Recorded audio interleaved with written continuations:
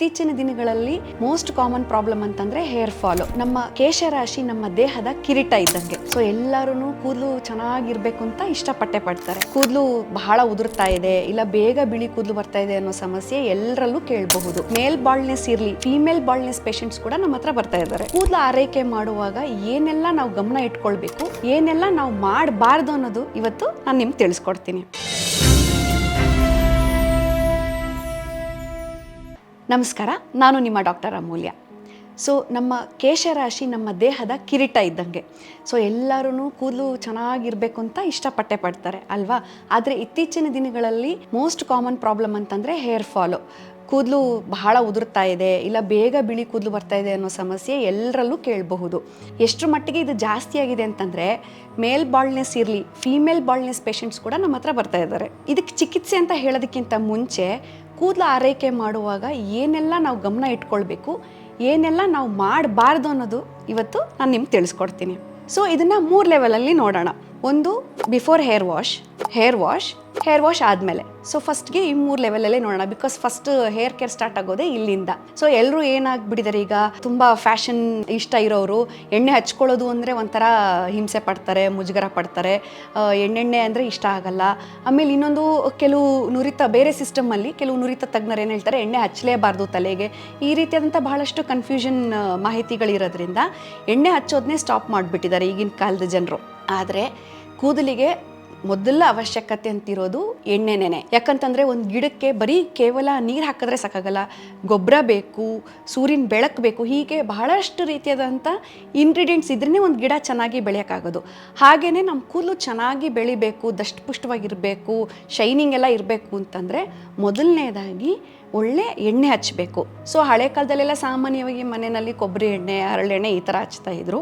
ಆಯುರ್ವೇದದಲ್ಲೇ ಇದಕ್ಕೆ ಅಂತ ವಿಶಿಷ್ಟವಾದಂಥ ಕೇಶದ್ರವ್ಯಾಸ್ನ ಹಾಕಿ, ಅಂದರೆ ಕೇಶ ಅಂತಂದರೆ ಕೂದಲು ಚೆನ್ನಾಗಿ ಬೆಳಿಲಿಕ್ಕೆ, ಮತ್ತು ಕೇಶರಂಜನನ ದ್ರವ್ಯಾಸ್ ಅಂದರೆ ಕೂದಲು ಕಪ್ ಮಾಡಲಿಕ್ಕೆ ಅನ್ನೋಂಥ ಪದಾರ್ಥಗಳನ್ನ ಹಾಕಿ ಮಾಡಿರೋಂಥ ಬಹಳಷ್ಟು ರೀತಿಯಾದಂಥ ಎಣ್ಣೆಗಳಿದೆ.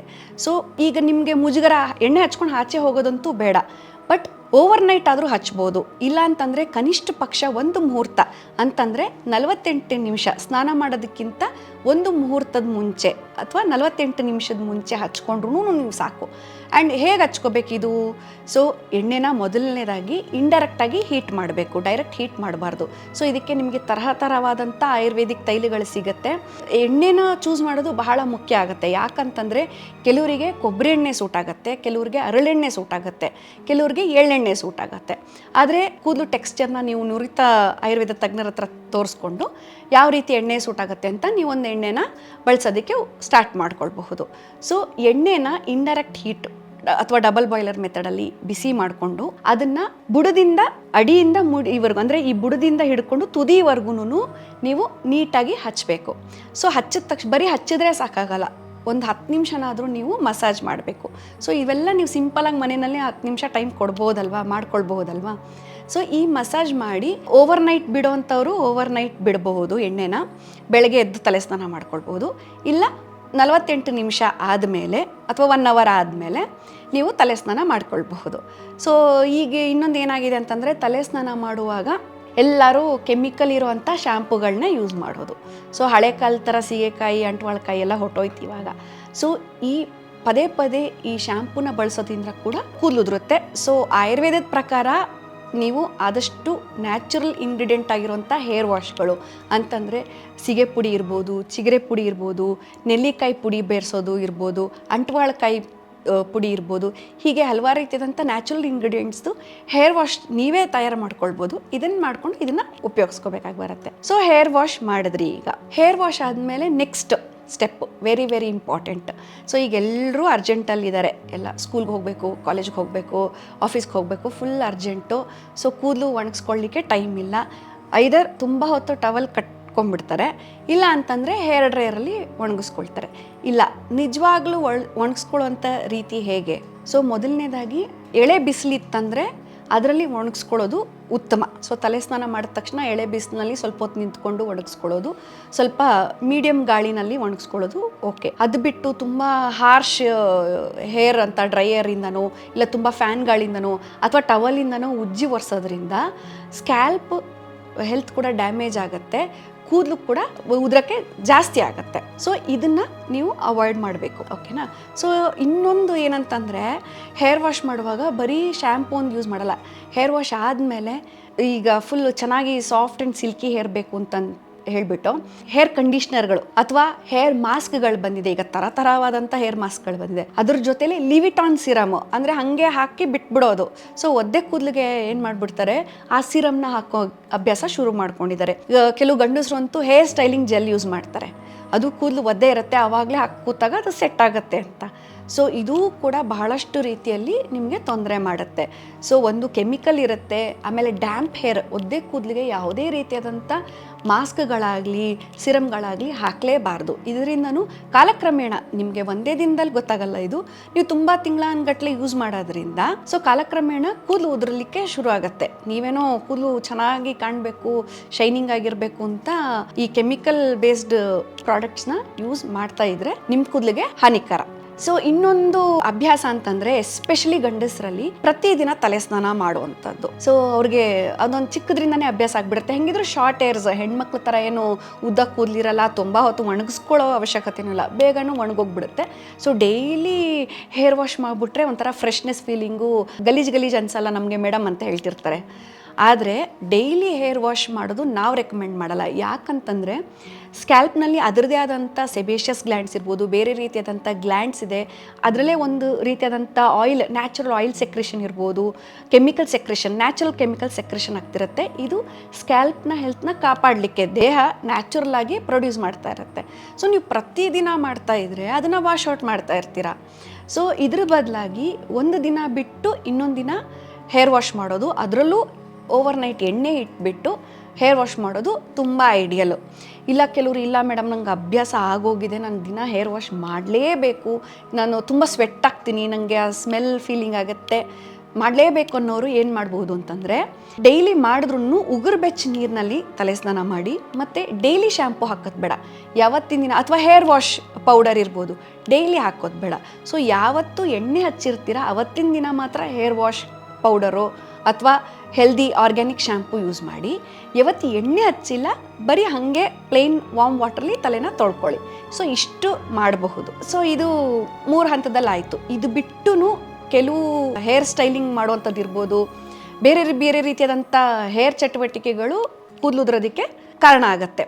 ಸೊ ಇವಾಗೆಲ್ಲ ಸ್ವಲ್ಪ ಟ್ರೆಂಡಿ ಆಗಿದೆ ಹೇರ್ ಸ್ಟೈಲ್ ಮಾಡೋದು, ಹೇರ್ ಸ್ಟ್ರೇಟನಿಂಗ್ ಮಾಡೋದು, ಪರ್ಮಿಂಗ್ ಮಾಡಿಸೋದು, ಕರ್ಲ್ ಮಾಡಿಸೋದು ತುಂಬ ಟ್ರೆಂಡು. ಮತ್ತು ಹೊಸ ಥರ ಎಲ್ಲ ಏನೇನೋ ಟ್ರೀಟ್ಮೆಂಟ್ ಥೆರಪಿಗಳು ಕೂಡ ಬಂದಿದೆ. ನೀವು ಪಾರ್ಲರ್ ಸ್ಪಾಗಳಿಗೆ ಹೋಗ್ಬಿಟ್ರೆ ಥರವಾದಂಥ ಹೇರ್ ಸ್ಪಾ ಟ್ರೀಟ್ಮೆಂಟ್ಸ್ ಇದೆ.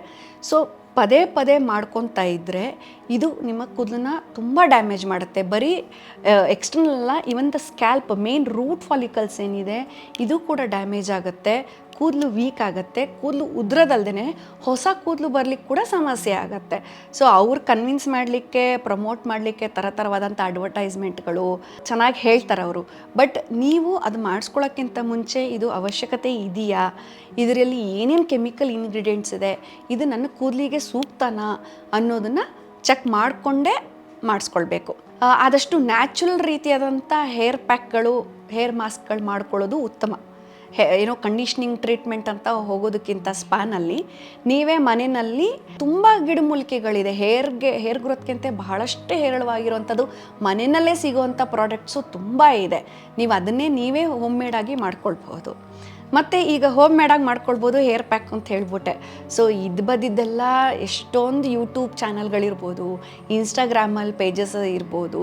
ಸೊ ನಿಮಗೆ ಹುಡುಕಿದ್ರೆ ಲಕ್ಷಾಂತರ, ಸಾವಿರನೂ ಅಲ್ಲ ಲಕ್ಷಾಂತರ ರೀತಿಯಾದಂಥ ಟಿಪ್ಸ್ ಸಿಗ್ತಾನೆ ಇರುತ್ತೆ ಎವ್ರಿಡೇ ಹೇರ್ ಕೇರ್ಗೆ. ಎಷ್ಟೊಂದು ರೀತಿಯಾದಂಥ ಏನೋ ಹೇರ್ ಪ್ಯಾಕ್ಗಳು, ಶ್ಯಾಂಪುಗಳು ಮಾಡೋವಂಥದ್ದೆಲ್ಲ ತೋರಿಸ್ಕೊಡ್ತಿದ್ದಾರೆ. ಸೊ ಒಂದು ತಿಳ್ಕೊಬೇಕಾದಂಥ ವಿಷಯ ಅಂತಂದರೆ, ಎಲ್ರಿಗೂ ಎಲ್ಲ ಇಂಗ್ರೀಡಿಯೆಂಟ್ಸು ನ್ಯಾಚುರಲ್ಲೇ ಇರಬಹುದು, ಸೂಟ್ ಆಗೋದಿಲ್ಲ, ಓಕೆನಾ. ಸೊ ಇದಕ್ಕೆ ನೀವು ಫಸ್ಟ್ ಟೈಮ್ ಸ್ಟಾರ್ಟ್ ಮಾಡೋದಕ್ಕಿಂತ ಮುಂಚೆನೇ ನೀವು ನುರಿತ ಆಯುರ್ವೇದ ತಜ್ಞರ ಹತ್ರ ಹೋಗ್ಬಿಟ್ಟು, ನಂದು ಕೂದಲು ಯಾವ ಥರ ಹೇರ್ ಕ್ವಾಲಿಟಿನ ಚೆಕ್ ಮಾಡಿಸ್ಕೊಳ್ಳಿ. ಸ್ಕ್ಯಾಲ್ಪ್ ಯಾವ ಥರ ಇದೆ, ನಿಮ್ಮದು ಯಾವ ಪ್ರಕೃತಿ ಇದೆ ಮೇಜರಾಗಿ. ಸೊ ಇದೆಲ್ಲ ಅನಾಲಿಸಿಸ್ ಮಾಡಿಸ್ಕೊಂಡು ಸೊ ನನಗೆ ಯಾವ ರೀತಿಯಾದಂಥ ಲೇಪಗಳು ಹೆಲ್ಪ್ಫುಲ್ ಆಗುತ್ತೆ, ಯಾವ ರೀತಿಯಾದಂಥ ತೇಲುಗಳು ಯೂಸ್ ಆಗುತ್ತೆ ಅಂತ ತಿಳ್ಕೊಂಡು ತದನಂತರ ಆಮೇಲೆ ಎಷ್ಟು ದಿನಕ್ಕೊಂದ್ಸತಿ ಹಾಕ್ಕೊಳ್ಬೇಕು, ಎಷ್ಟೋ ತನಕ ತಲೆಯಲ್ಲಿ ಇಡಬೇಕು ಹೇರ್ ಪ್ಯಾಕ್ಗಳನ್ನ ಅನ್ನೋದು ಕೂಡ ಇಂಪಾರ್ಟೆಂಟು. ಸೊ ಸಾವಿರಾರು ರೀತಿಯಾದಂಥ ಮಾಹಿತಿಗಳು ಲಭ್ಯ ಇದ್ರೂ ಏನು ನೀವು ಎಡುವಂಥ ಚಾನ್ಸಸ್ಸು ಬಹಳ ಇದೆ ಅದರಲ್ಲಿ. ಸೊ ಇದನ್ನು ಥಿಂಕ್ ಮಾಡಿ.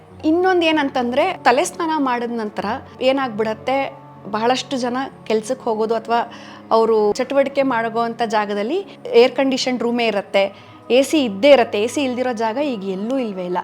ಸೊ ಒದ್ದೆ ಕೂದಲನ್ನ ನೀವು ಆ ಏರ್ ಕಂಡೀಷನ್ಡ್ ರೂಮಲ್ಲಿ ಕುತ್ಕೊಂಡ್ರೆ ಇನ್ನೂ ಕೂದಲು ಜಾಸ್ತಿ ಉದುರುತ್ತೆ. ಸೊ ನೀವು ಕೆಲ್ಸಕ್ಕೆ ಹೋಗೋಕ್ಕಿಂತ ಮುಂಚೆ ಅಥವಾ ಎ ಸಿ ರೂಮ್ಗೆ ಹೋಗೋಕ್ಕಿಂತ ಮುಂಚೆ ನೀವು ಕೂದಲನ್ನ ಕ್ಲಿಯರಾಗಿ ಒಣಗಿಸ್ಕೊಂಡೇ ಹೋಗಬೇಕು. ಮತ್ತು ಇನ್ನೊಂದು ಒದ್ದೆ ಕೂದಲಿನಲ್ಲಿ ಯಾವತ್ತೂ ಬಾಚಬಾರ್ದು. ಸೊ ಆವಾಗ ರೂಟ್ ಫಾಲಿಕಲ್ಸು ಲೂಸ್ ಆಗಿ ಕೂದಲು ಉದುರುವಂಥ ಚಾನ್ಸಸ್ಸು ಬಹಳ ಇದೆ. ಸೊ ಒದ್ದೆ ಕೂದಲಲ್ಲಿ ಯಾವತ್ತೂ ನೀವು ಹೇರ್ ಸ್ಟೈಲ್ ಮಾಡೋದಾಗಲಿ ಬಾಚಣಿಗೆಯಿಂದ ಬಾಚೋದಾಗಲಿ ಮಾಡಬಾರ್ದು. ಸೊ ಇವೆಲ್ಲ ನಿಮ್ಮ ಪ್ರತಿನಿತ್ಯದ ಹೇರ್ ಕೇರ್ ರೂಟೀನ್ ಬಗ್ಗೆ ಆಯಿತು. ಆದರೆ ಹೇರ್ ಫಾಲ್ ಅನ್ನೋ ಸಮಸ್ಯೆ ಕೇವಲ ಹೊರಗಿನದಲ್ಲ. ಯಾಕಂತಂದರೆ ನಮ್ಮ ದೇಹದ ಒಳಗೆ ಕೂಡ ಏನಾದರೂ ವ್ಯತ್ಯಾಸಗಳಿದ್ದರೆ ಅದು ಕೂಡ ಕೂದಲು ಉದುರೋ ಮೂಲಕ ತೋರಿಸ್ಕೊಳ್ತಾ ಇರುತ್ತೆ. ಸೊ ತುಂಬ ದಿನದಿಂದ ಹೇರ್ ಫಾಲ್ ಇದೆ ಅಥವಾ ಬೇಗ ಬಿಳಿ ಕೂದಲು ಬರ್ತಾ ಇದೆ, ನಿಮ್ಮ ಹೇರ್ ವೀಕ್ ಆಗಿದೆ, ಡಲ್ ಆಗಿದೆ ಅಂತಂದರೆ ಫಸ್ಟು ಹೋಗಿ ನುರಿತ ಆಯುರ್ವೇದ ತಜ್ಞರನ್ನ ಭೇಟಿ ಮಾಡಿ ನಿಮ್ಮ ಪ್ರಕೃತಿ ಅನಾಲಿಸಿಸ್ ಮಾಡಿಸ್ಕೊಳ್ಳಿ. ನಿಮಗೆ ವಿಕೃತಿ ಅಂದರೆ ಏನು ಸಮಸ್ಯೆ ಆಗಿದೆ ಅನ್ನೋದನ್ನು ತಿಳ್ಕೊಳ್ಳಿ. ಯಾವುದೇ ರೀತಿಯಾದಂಥ ಡಿಫಿಷಿಯನ್ಸಿಯಿಂದ ಕೂಡ ಈ ಸಮಸ್ಯೆ ಬರ್ಬೋದು. ಇಲ್ಲ ಹಾರ್ಮೋನ್ ವ್ಯತ್ಯಾಸಗಳು, ಎಸ್ಪೆಷಲಿ ಹೆಂಗಸರಲ್ಲಿ ಮುಟ್ಟಿನ ಸಮಸ್ಯೆ ಇರ್ಬೋದು, ಇಲ್ಲ ಥೈರಾಯ್ಡ್ ಸಮಸ್ಯೆ ಇದ್ರೂ ಕೂಡ ಆಗುತ್ತೆ. ಮತ್ತು ಹೆರಿಡಿಟ್ರಿ ಸಮಸ್ಯೆಯಿಂದ ಕೂಡ ಇದು ಹೇರ್ ಫಾಲ್ ಕಾಣಿಸ್ಕೊಳ್ಳುತ್ತೆ, especially male baldness. So hereditary ಅಪ್ಪಂಗೆ, ತಾತಂಗೆ, ಚಿಕ್ಕಪ್ಪಂಗೆ ಈ ಥರ ಯಾರಿಗಾದ್ರೂ ಮನೇಲಿ ಇದ್ದರೆ ಸೊ ಏನು ಮಾಡ್ಬೋದು ಅವರು ಅಂತಂದರೆ, ಬಾಲ್ಡ್ನೆಸ್ ಸ್ಟಾರ್ಟ್ ಆಗೋವರೆಗೂ ಅಥವಾ ಹೇರ್ ಫಾಲ್ ಜಾಸ್ತಿ ಆಗೋವರೆಗೂ ಕಾಯೋ ಅವಶ್ಯಕತೆ ಇಲ್ಲ. ಸೊ ನಮ್ಮ ಫ್ಯಾಮಿಲಿ ಹಿಸ್ಟ್ರಿ ಇದೆ ಅಂತ ಗೊತ್ತಿದ ಮೇಲೆ ಫಸ್ಟೇ ಇದನ್ನು ಹೇರ್ನ ಮೇಂಟೈನ್ ಮಾಡ್ಕೊಳ್ಳೋಕ್ಕೆ ನೀವು ಈಗಲಿಂದನೇ ಶುರು ಮಾಡ್ಬೋದು. ಪ್ರಿವೆಂಟ್ ಮಾಡಿಕೊಂಡು ಒಳ್ಳೆ ಕೂದಲನ್ನು ನೀವು ಪಡ್ಕೊಳ್ಬಹುದು. ಆಯುರ್ವೇದದಲ್ಲಿ ಚಿಕಿತ್ಸೆ ಅಂತ ಹೇಳಕ್ಕೆ ಬರೋದಾದರೆ ಮೊದಲನೇದಾಗಿ ಶಮನೌಷಧೀಸ್ ಅಂತ ಇದೆ. ಅಂದರೆ ಯಾವ ಕಾರಣದಿಂದಾಗಿ ಹೇರ್ ಫಾಲ್ ಆಗ್ತಿದೆ ಅದಕ್ಕೆ ಸಂಬಂಧಪಟ್ಟಂಗೆ ನೋಡಿಬಿಟ್ಟು ಆ ದೋಷನ ಶಮನ ಮಾಡಿ ಕೇಶ ಚೆನ್ನಾಗಿ ಬರಲಿಕ್ಕೆ ಶಮನೌಷಧೀಸ್ ಅಂದರೆ ಇಂಟರ್ನಲ್ ಮೆಡಿಸಿನ್ಸ್ ಕೊಡ್ತೀವಿ. ಮತ್ತು ಎಕ್ಸ್ಟರ್ನಲ್ ಕೇರು ನಾನು ಆಲ್ರೆಡಿ ಹೇಳಿದ್ದೀನಿ. ಆಯಿಲ್ ಮಸಾಜಿಂಗ್ ಇರ್ಬೋದು, ಅಭ್ಯಂಗ, ಶಿರೋ ಅಭ್ಯಂಗ ಅಂತ ಹೇಳ್ತೀವಿ. ಶಿರೋಲೇಪ ಅಂದರೆ ಹೇರ್ ಮಾಸ್ಕ್ಗಳೇ ತುಂಬ ತರಹವಾದಂಥ ಹೇರ್ ಮಾಸ್ಕ್ಗಳಿದೆ. ಇದು ಬಿಟ್ಟು ಕೂಡ ಬಹಳ ವಿಶಿಷ್ಟವಾದಂಥ ಟ್ರೀಟ್ಮೆಂಟ್ಗಳಿದೆ. ಯಾವುದ್ಯಾವುದು ಅಂತಂದರೆ ಲೀಚ್ ಥೆರಪಿ ಅಥವಾ ಜಲೌಕಾವಚರಣ ಅಂತ. ಸೊ ಬಹಳ ದಿನದಿಂದ ನಿಮ್ಗೆ ಹೇರ್ ಫಾಲ್ ಆಗಿದೆ, ಎಲ್ಲ ರೀತಿ ಪ್ರಯೋಗ ಮಾಡಿಬಿಟ್ಟಿದ್ದೀರಾ, ನೀವು ನಿಮ್ಮ ಡರ್ಮಟಾಲಜಿಸ್ಟ್ನು ಮೀಟ್ ಮಾಡಿಬಿಟ್ಟಿದ್ದೀರಾ, ಕೆಮಿಕಲ್ ಬೇಸ್ಡ್ ಪ್ರಾಡಕ್ಟ್ಸು ಹಾಕಿದ್ದೀರಾ, ಹಾರ್ಮೋನ್ ಬೇಸ್ಡ್ ಸಿರಮ್ಸ್ನು ಎಲ್ಲ ಹಾಕ್ಕೊಂಡ್ಬಿಟ್ಟಿದ್ದೀರಾ, ಆದರೂ ನಿಮಗೆ ಪರಿಹಾರ ಸಿಗ್ತಾನೆ ಇಲ್ಲ ಅಂತಂದಾಗ ಕೊನೆಗೆ ನಮ್ಮ ಹತ್ರನೇ ಬರ್ತೀರಾ ನೀವು. ಆವಾಗ ಏನಾಗುತ್ತಂದರೆ ನಾವು ಈ ವಿಶೇಷವಾದಂಥ ಚಿಕಿತ್ಸೆಗಳನ್ನ ಬಳಸ್ತೀವಿ. ಒಂದು ಲೀಚ್ ಥೆರಪಿ. ಸೊ ಇದರಲ್ಲಿ ನಾವು ಮೆಡಿಕೇಟೆಡ್ ಲೀಚಸ್ನ ಯೂಸ್ ಮಾಡಿ ಆ ಸ್ಕ್ಯಾಲ್ಪಲ್ಲಿ ಏನಾಗಿದೆ, ದೋಷ ಏನಾಗಿದೆ ಅದನ್ನು ಕ್ಲಿಯರ್ ಮಾಡಿ ಕೆಟ್ಟ ರಕ್ತನ ತೆಗೆದು ಒಳ್ಳೆ ಮೆಡಿಸಿನಲ್ ಅದು ಲೀಚಲ್ಲಿರುವಂಥ ಬಯೋಆಕ್ಟಿವ್ ಇಂಗ್ರೀಡಿಯೆಂಟು ರಕ್ತ ಸಂಚಾರದಲ್ಲಿ ಹೋಗ್ಬಿಟ್ಟು ನಿಮ್ಮದು ರೂಟ್ ಫಾಲಿಕಲ್ಸ್ನ ಸ್ಟಿಮ್ಯುಲೇಟ್ ಮಾಡುತ್ತೆ, ಹೇರ್ ಗ್ರೋತ್ನಲ್ಲಿ ಹೆಲ್ಪ್ ಮಾಡುತ್ತೆ. ಇನ್ನೊಂದು ಟ್ರೀಟ್ಮೆಂಟ್ ಅಂತಂದರೆ ಪ್ರಚ್ಛನ್ನ ಕರ್ಮ ಅಂತ ಮಾಡ್ತೀವಿ, ಒಂದು ಸೂಜಿನಲ್ಲಿ ಮಾಡ್ತೀವಿ ಇದು ಕೂಡ. ಅಥವಾ ಲೇಟೆಸ್ಟ್ ಆಗಿ ಅಪ್ಗ್ರೇಡ್ ಆಗಿರೋಂಗೆ ಡರ್ಮಾ ಪೆನ್ನ ಉಪಯೋಗಿಸ್ಕೊಂಡು ಪ್ರಚ್ಛನ್ನ ಕರ್ಮ ಅಂತ ಮಾಡ್ತೀವಿ. ಯಾವ ರೂಟ್ ಫಾಲಿಕಲ್ಸ್ ಆಲ್ರೆಡಿ ಕ್ಲೋಸ್ ಆಗಿದೆ ಅಥವಾ ಡಲ್ ಆಗಿದೆ, ಆ ಜಾಗದಲ್ಲಿ ಕೂದಲು ಬರ್ತಾ ಇಲ್ಲ ಅಂತಂದರೆ ಆ ಬ್ಲಾಕೇಜಸ್ನ ರಿಮೂವ್ ಮಾಡಿ ಹೊಸ ಹೇರ್ ಗ್ರೋತ್ ಬರಲಿಕ್ಕೆ ನಾವು ಪ್ರಚ್ಛನ್ನ ಕರ್ಮನೂ ಉಪಯೋಗಿಸ್ಕೊಳ್ತೀವಿ. ಸೊ ಇದ್ರ ಜೊತೆಲಿ ಇನ್ನೂ ವಿಶಿಷ್ಟವಾದಂಥ ರೂಟೀನ್ ನೀವು ಏನು ಮಾಡ್ಬೋದು ಅಂತಂದರೆ ಆಯಿಲ್ ಪುಲ್ಲಿಂಗು, ಕವಳ ಮತ್ತು ಗಂಡೂಷ ಅಂತ ಹೇಳ್ತೀವಿ. ಸೊ ಇದಕ್ಕಿಂತ ಮೆಡಿಕೇಟೆಡ್ ಆಯಿಲ್ಸ್ ಅಥವಾ ಕಷಾಯಗಳು ಬರುತ್ತೆ. ಸೊ ನೀವು ನುರಿತ ಆಯುರ್ವೇದ ತಜ್ಞರ ಹತ್ರ ಕೇಳಿದಾಗ ಅವರು ಇದನ್ನು ನಿಮ್ಮ ರೂಟೀನಲ್ಲಿ ಹೇಳ್ಕೊಡ್ತಾರೆ, ಯಾವ ರೀತಿ ನೀವು ಮಾಡಬೇಕು ಆಯಿಲ್ ಪುಲ್ಲಿಂಗು. ಇದು ಮಾಡೋದ್ರಿಂದನೂ ನಿಮಗೆ ಕೂದಲಿಗೆ ಒಳ್ಳೆ ರೀತಿಯಾದಂಥ ಆರೋಗ್ಯ ಸಿಗತ್ತೆ. ಮತ್ತು ಎಲ್ಲದಕ್ಕಿಂತ ಎಫೆಕ್ಟಿವ್ ಆಗಿರುವಂಥ ಇನ್ನೊಂದು ಟ್ರೀಟ್ಮೆಂಟ್ ಅಂದರೆ ನಸ್ಯಕರ್ಮ. ಸೊ ನಾಸೋಹಿ ಶಿರಸೋದ್ವಾರಂ ಅಂತ ಹೇಳ್ತೀವಿ ಆಯುರ್ವೇದದಲ್ಲಿ. ಸೊ ಹೆಡ್ ಆ್ಯಂಡ್ ನೆಕ್ ಪಾರ್ಟ್ಗೆ ಮೇಜರ್ ಓಪನಿಂಗು ಮೂಗು. ಸೊ ಮೂಗಿನಿಂದ ಬಾಯಿಗೆ, ಕಿವಿಗೆ ಮತ್ತು ಬ್ರೈನ್ಗೆ ಎಲ್ಲ ರೀತಿಯಾದಂಥ ಕನೆಕ್ಷನ್ಸ್ ಇರೋದರಿಂದ ಸೊ ಮೆಡಿಸಿನ್ನ ನಾವು ಅಡ್ಮಿನಿಸ್ಟ್ರ್ ಮಾಡೋದು ಮೂಗಿನ ಮೂಲಕ ಮಾಡೋದ್ರಿಂದ ಬಹುಬೇಗ ನಿಮಗೆ ವ್ಯತ್ಯಾಸಗಳು ಕಂಡು ತುಂಬ ಎಫೆಕ್ಟಿವ್ ಆಗಿ ರಿಸಲ್ಟ್ಸು ಕಾಣಿಸುತ್ತೆ. ಸೊ ಇದಕ್ಕೆ ಅಂತಲೇ ಇರುವಂಥ ವಿಶಿಷ್ಟವಾದಂಥ ತೈಲಗಳಿದೆ. ಸೊ ಅದನ್ನು ನೀವು ಪ್ರತಿಮಾನಸ್ಯವಾಗಿ ಕೂಡ ಬಳಸ್ಕೊಳ್ಬಹುದು. ಇನ್ನೂ ತೀರಾ ವರ್ಸ್ಟ್ ಆಗಿದೆ, ಇಲ್ಲ ಬಾಡಿನಲ್ಲಿ ತುಂಬಾ ಏನೋ ಆರೋಗ್ಯ ಸಮಸ್ಯೆ ಇದೆ ಅಂತಂದ್ರೆ ಪಂಚಕರ್ಮ ಅನ್ನೋ ವಿಶೇಷ ಚಿಕಿತ್ಸೆ ಕೂಡ ಇದೆ. ಸೊ ಟಾಕ್ಸಿನ್ಸ್ ನ ದೇಹದಿಂದ ಹೊರಗಾಕಿ ರೋಗದ ಮೂಲದಿಂದನೇ, ಜಡದಿಂದನೇ ನಾವು ಪರಿಹಾರ ಮಾಡೋದ್ರಿಂದ ಕೂದಲು ಆರೋಗ್ಯ ಕೂಡ ಇಂಪ್ರೂವ್ ಆಗುತ್ತೆ.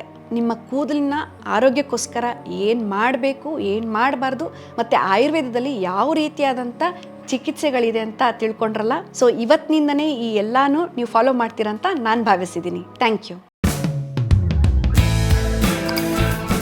ನಮ್ಮ ಕನ್ನಡ ಫೇಸ್ಬುಕ್ ಪೇಜ್ನ ಲೈಕ್ ಮಾಡಿ, ಯೂಟ್ಯೂಬ್ ಚಾನೆಲ್ನ ಸಬ್ಸ್ಕ್ರೈಬ್ ಮಾಡಿ. For more updates click on the bell icon. ನಮ್ಮ ಕನ್ನಡ ಡಿಜಿಟಲ್ ಮೀಡಿಯಾ.